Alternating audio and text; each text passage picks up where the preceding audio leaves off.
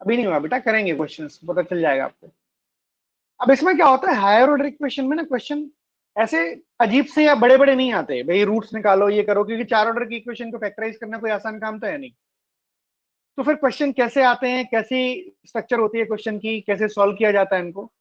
जैसे क्वेश्चन ऐसा होगा, सुनना ध्यान से, x³ - 7x + 9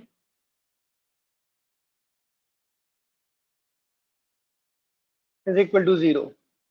ABC are the roots of the equation.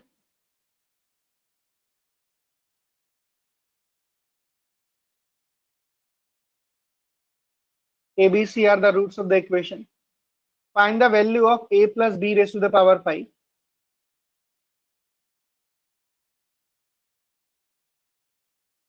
A plus c raised to the power 5 and b plus c raised to the power 5. इसकी value बतानी है। अब ये क्वेश्चन प्योरली ऑब्जर्वेशन का सवाल है, मतलब थोड़ा बहुत तो लगेगी मैथ्स, पर ऐसा भी नहीं है कि जितना हम देख रहे हैं इसमें क्वेश्चन में कॉम्प्लिकेशन हो, इतनी ज्यादा है नहीं। x³ - 7x + 9 = 0 है। ABC are the roots of the equation, a plus b raised to power 5 and a plus c raised to the power 5 and b plus c raised to the power 5, इनके product का value बताना है। ना अगर आप इस question को गौर से देखो, क्यूबिक इक्वेशन में कौन कौन से टर्म होते हैं, ax³ होता है plus bx² plus cx plus d, कौन सा टर्म गायब है इसमें से बताओ, कौन सा टर्म गायब है, b वाला टर्म गायब है, बिल्कुल सही है, स्क्वायर वाला, स्क्वायर वाला टर्म गायब है, मतलब bx² गायब है। इसका मतलब क्या होता है, b क्या हो जाएगा, 0। b 0 होगा तभी तो bx² गायब हो जाएगा, x तो 0 हो नहीं सकता, क्योंकि x 0 हो जाएगा तो इक्वेशन ही खत्म हो जाएगी।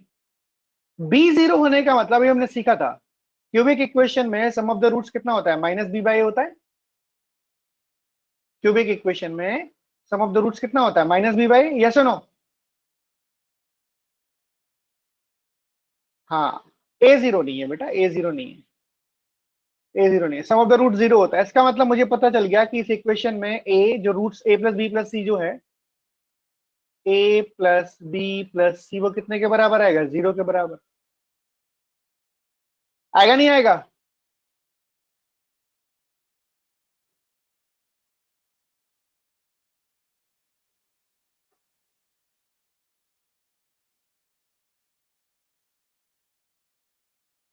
अच्छा, प्रोडक्ट ऑफ द रूट्स कितना होगा, product of the roots a × b × c कितना होगा बताओ।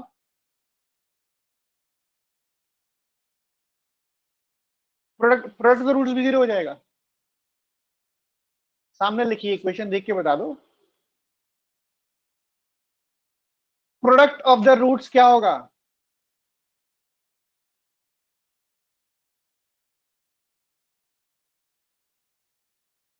-9।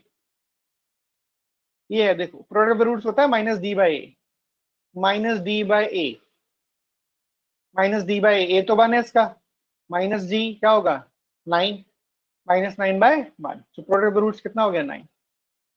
ये पॉइंट अब क्लियर हो गया सबको, भाई बताओ। सम ऑफ द रूट्स निकाला हमने, 0 दे रखा है इक्वेशन में क्योंकि b है नहीं। प्रोडक्ट ऑफ द रूट्स निकाला, कितने के बराबर है, -9, क्योंकि x³ + bx² + cx + d में जो प्रोडक्ट ऑफ द रूट्स होता है वो -d/a होता है। d is 9, a is 1, minus है तो -9/1 is 9। यस और नो, ठीक है। हाँ सर अगर फंक्शन x = 0 दे रखा हो इक्वेशन का, तो सर उसके रूट हमेशा 0 के इक्वल होते हैं ना। मतलब सर जैसे ये इक्वेशन है, ये इक्वल टू 0 है, तो सर इसके रूट, हाँ, जो रूट का जो सम होगा वो 0 के इक्वल होगा ना। क्यों, तो हर इक्वेशन में 0 दे रखा होता है, सबके रूट से सम 0 होता है। तो सर इसमें मतलब bx = 0, तो इसलिए हमने सम 0 लिया गया सर।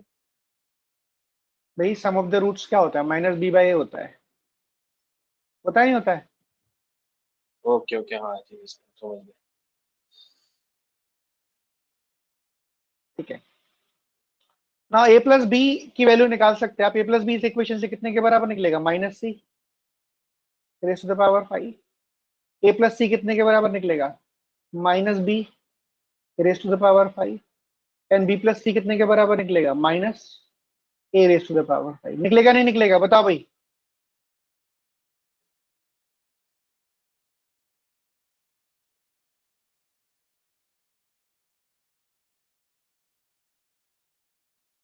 अरे बेटा एबीसी रूट्स हैं इसके, वो बी जीरो नहीं आ देती इक्वेशन में, बी जीरो एबीसी रूट्स हैं। ये लो भाई, एक सेकंड रुक जाओ।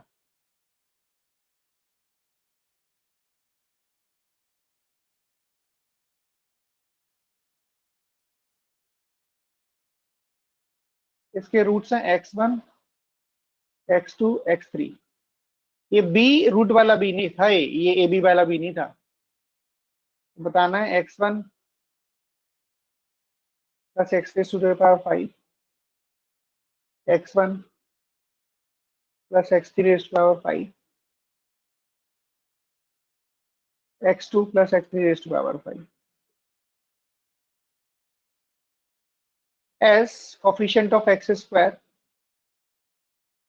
is not present, इसका मतलब b जीरो हो जाएगा।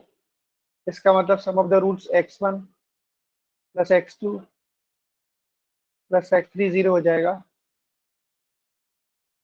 और x1 into x2 into x3 minus 9 हो जाएगा। This expression can be written as, अब ठीक ठीक है?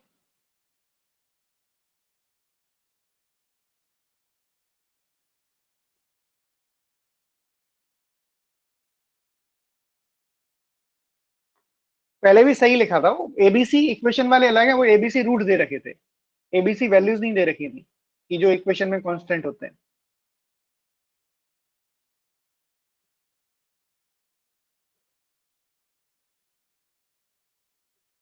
प्रोडक्ट ऑफ द रूट्स मुझे पता है कितने के बराबर? -9 है या नहीं है?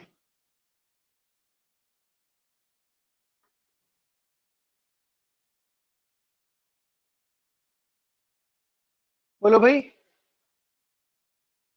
3 to the power 10, ये मेरा आंसर आ जाएगा। 729 नहीं आएगा बेटा चंचल। सर -9 नहीं होगा? माइनस इंटू -9 कितना होता है? माइनस बाहर लगा हुआ है already.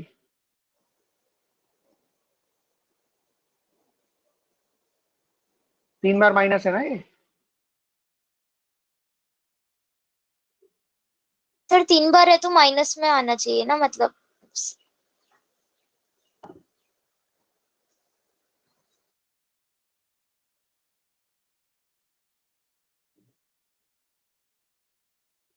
Minus of x1 into x2 into x3 raise to the power 5 minus of -9 raise to the power 5, 9 raise to the power 5, 3 raise to power 10। अब ठीक है? सर माइनस कॉमन लिया क्या, मतलब तीनों को जो बाहर है? ये भी माइनस है बेटा, ये माइनस नहीं माइनस तो कॉमन देखिए मतलब सर, क्या है? सर मतलब x1 x2 और x3 तीनों माइनस के थे ना, तो उनका मतलब कॉमन लेना है बाहर।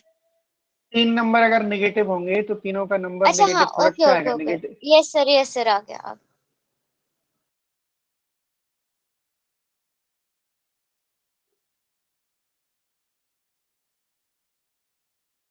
अभी ठीक है, आगे बढ़े? सर हाँ बोलो। सर ये वाले स्टेप से एक बार फिर से बता देना, जो आपने -x3 का 5 के हायर पावर। कहाँ दे दिया मैंने सवाल यार?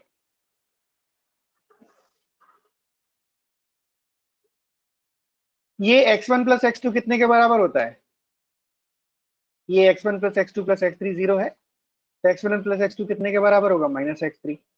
x1 प्लस x3 कितने के बराबर होगा? -x2। x2 प्लस x3 कितने के बराबर होगा? Clear sir, -x1। Clear sir, clear clear x ठीक है, नहीं मुझे बता लेने दो। x3 माइनस का, x2 माइनस का, x1 माइनस का, पावर ऑड है तो हमेशा माइनस ही रहेगा। तो x1 x2 x3 तीनों का प्रोडक्ट नेगेटिव, माइनस आएगा बाहर, पावर 5 है। x1 into x2 into x3 जो है वो कितने के बराबर है, -9। तो माइनस ऑफ -9 होता है 9 raise to power 5 which is eventually equal to 3 power 10।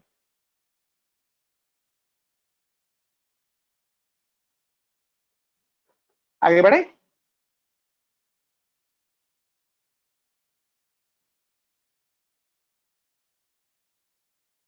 Yes sir. हाँ जी बताओ। चलो,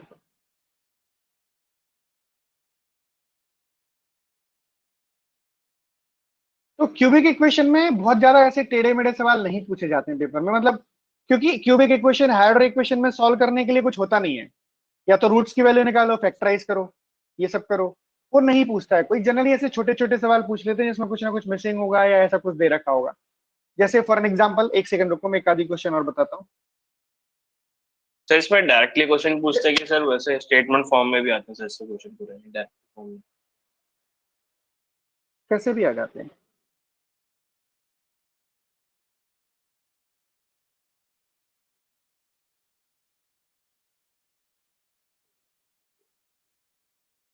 x power 4, x power 4 minus P X cube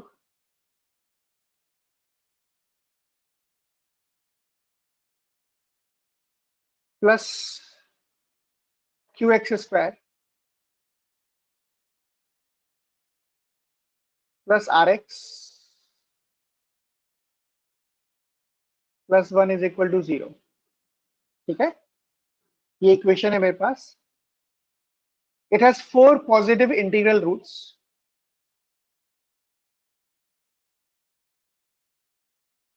has 4 positive integral roots. मतलब क्या होता है, जो 4 रूट होंगे इसके पॉजिटिव इंटीजर होंगे, चारों के चारों। Find the value of p into q, p into r,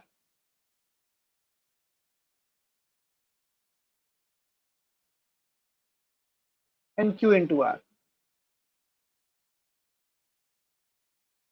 थोड़ा बेटा दिमाग का इस्तेमाल करो अपने। देखो, कराने को तो मैं सिर्फ हैंड आउट करा सकता था, हैप्पी गो लकी एटीट्यूड के साथ हैंड आउट खत्म हो जाता। ना मुझे कोई टेंशन होती, ना आपको कोई टेंशन होती, और उसमें मजा नहीं आएगा ना, वो पूछते नहीं है एग्जाम में ऐसा कुछ। तो थोड़ा सा छोटी छोटी चीजों पे आप थोड़ा सा इस्तेमाल करो कि सामने क्या लिखा हुआ है और हम क्या कर रहे हैं, है ना। नहीं तो फिर बहुत टाइम लग जाएगा और मैं चीजें पढ़ा ही नहीं पाऊंगा पूरी।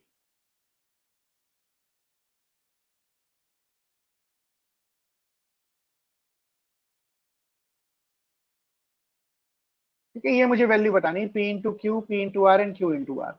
ये एक्चुअल कैट क्वेश्चन है और बहुत बढ़िया और बहुत छोटा सा सवाल है अगर आप गौर से देखोगे तो।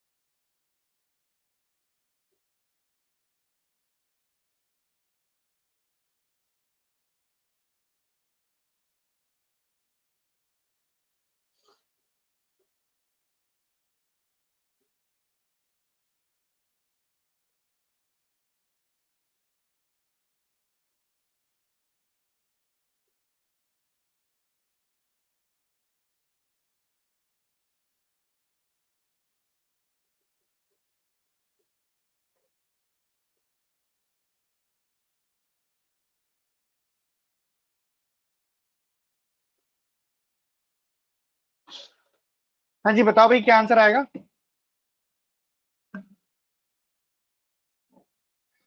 ओके देखते हैं। अच्छा बताओ इस पूरी इक्वेशन में नंबर के नाम पे एक ही टर्म है मेरे पास 1, और 4 पॉजिटिव इंटीग्रल रूट्स हैं, ठीक है। Summation of the roots, summation of the roots taken 2 at a time, summation of the roots taken 3 at a time, summation of the roots नहीं, प्रोडक्ट ऑफ द रूट्स कितना आएगा 1। Summation of the roots taken 2 at a time कितना आएगा, summation of the roots कितना आएगा ये बताओ। अगर 4 रूट्स हैं तो समेशन ऑफ द रूट्स कितना आएगा। ऑलरेडी माइनस है उसमें।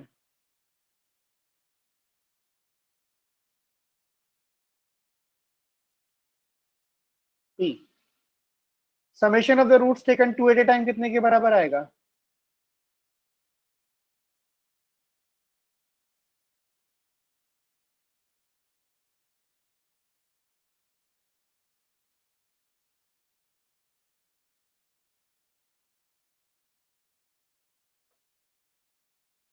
Minus plus summation of the roots taken 3 at a time कितने के बराबर आएगा।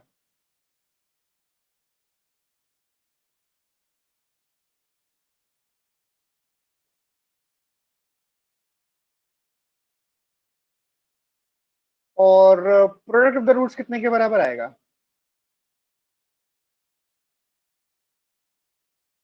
1 के साथ। Minus plus minus plus 1। अब इसमें बोला क्या है, इस इक्वेशन को अगर आप गौर से देखोगे 4 पॉजिटिव इंटीग्रल रूट्स हैं, 4 पॉजिटिव इंटीग्रल रूट्स हैं, उनका प्रोडक्ट 1 है। ऐसा कब पॉसिबल है बताओ। 4 पॉजिटिव इंटीग्रल रूट्स हैं और उनका प्रोडक्ट 1 है, ऐसा कब पॉसिबल है।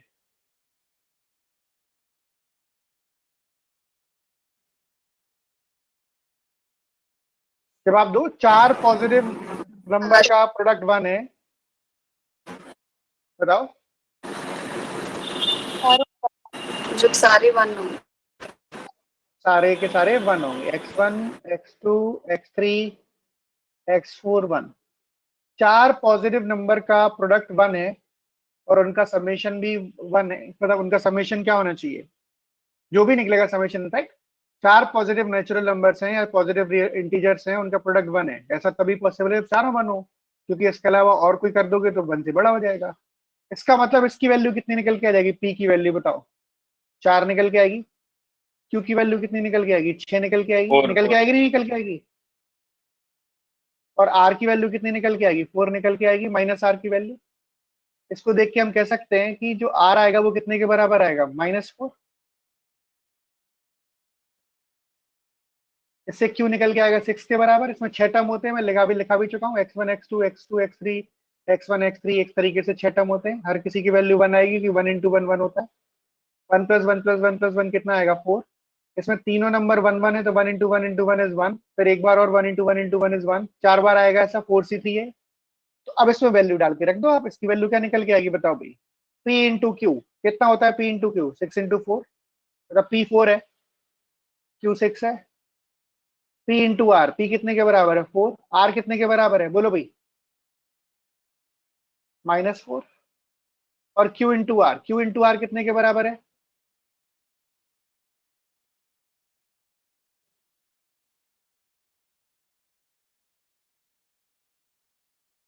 ये खत्म हो गया। कितने के बराबर आ गया आंसर, -60।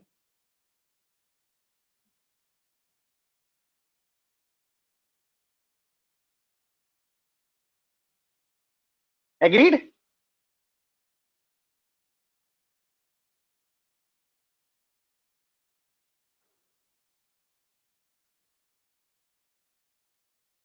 Agree sir. सही है।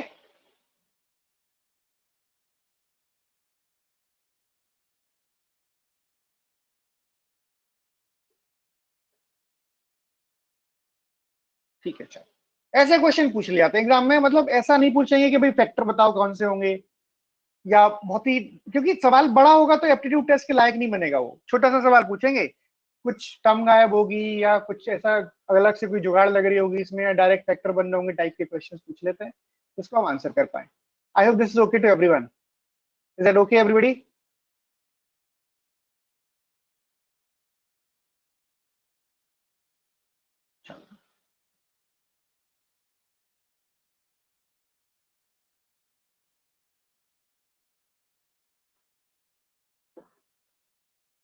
ठीक है, f x is a polynomial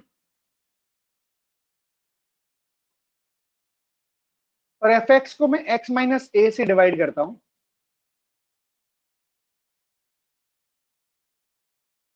F x divide by a, ठीक है। जिसका रिमाइंडर होगा वो क्या कहलाएगा, एफ ए। क्या कहलाएगा, एफ ए। अभी हम थोड़ी देर पहले डिस्कस कर चुके हैं। फॉर एन एग्जाम्पल, अगर मुझे x square minus 5x plus 6 को अगर मुझे x माइनस 1 से डिवाइड करना है,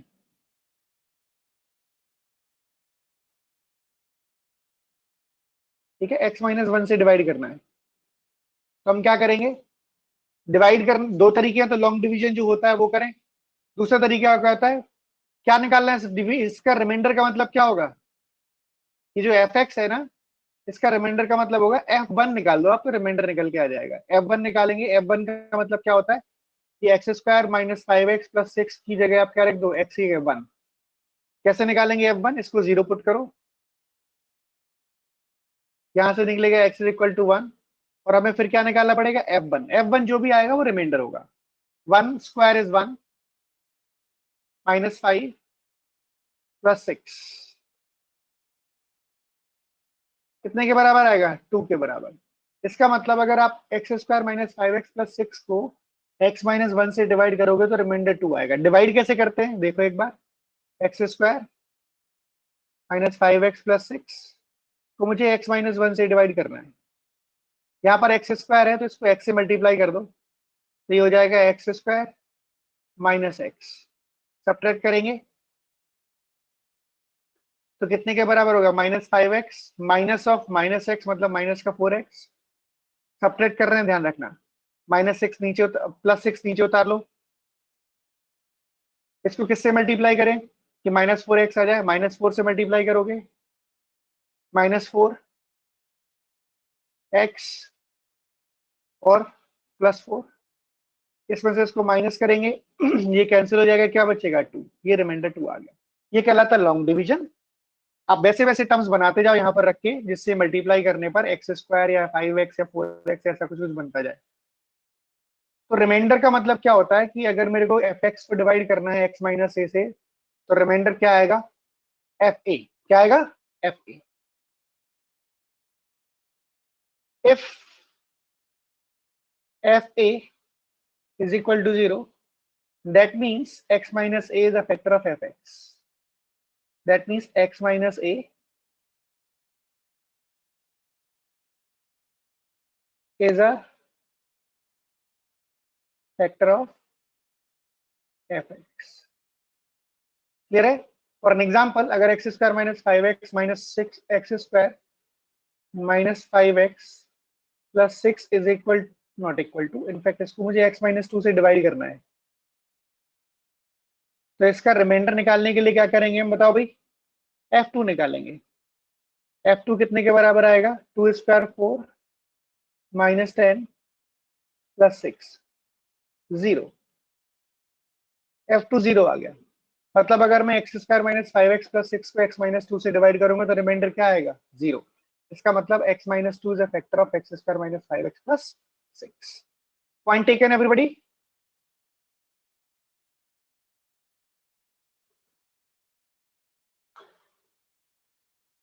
हेलो हाँ जी बोलो।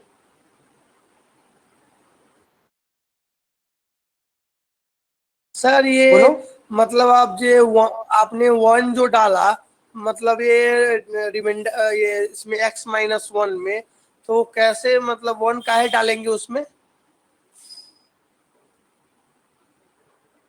जिससे डिवाइड करना है ना, उसको 0 रख दो, उसके बाद जो x की वैल्यू निकलते हैं वो डालते हैं, क्योंकि x माइनस 1 से तो डिवाइड कर रहे हैं। x माइनस 1 से डिवाइड करने का मतलब ये होता है कि मुझे f1 निकालना है, x माइनस 2 से डिवाइड करने का मतलब होता है कि मुझे f2 निकालना है। हाँ, वो ठीक तो है, हम समझ रहे हैं, समझ गए। ये दोनों एक ही बात है, चाहे ऐसे करो चाहे ऐसे करो। सर यहां पर हमने किया, इसका मतलब क्या हो गया, x minus 2 is a factor of x square minus 5x plus 6 as remainder is 0, और हम इसको f2 भी बोल सकते हैं इज 0। ठीक है,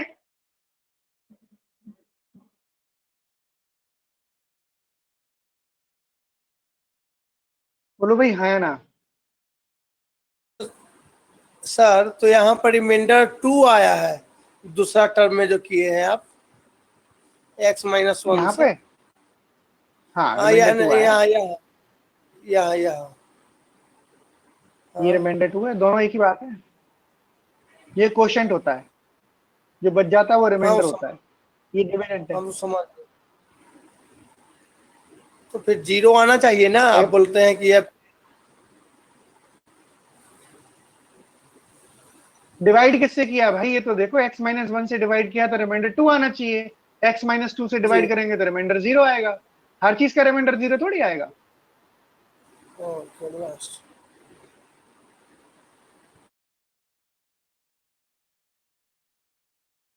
ये रिमाइंडर 2 है, इसका मतलब x माइनस 1 फैक्टर नहीं है। ये रिमाइंडर 0 है, इसका मतलब x माइनस 1 फैक्टर है।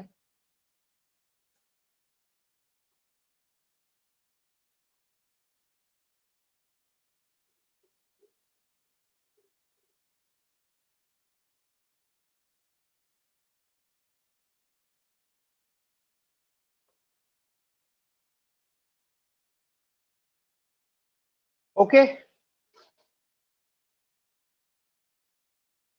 ये थ्योरम है, ये रिजल्ट है।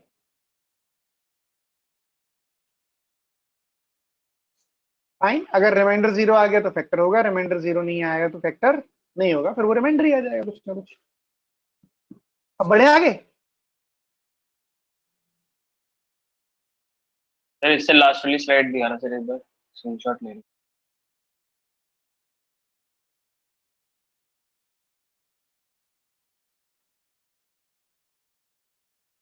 ठीक है,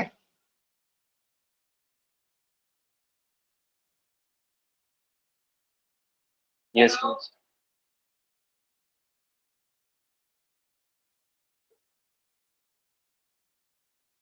आगे बढ़ते हैं।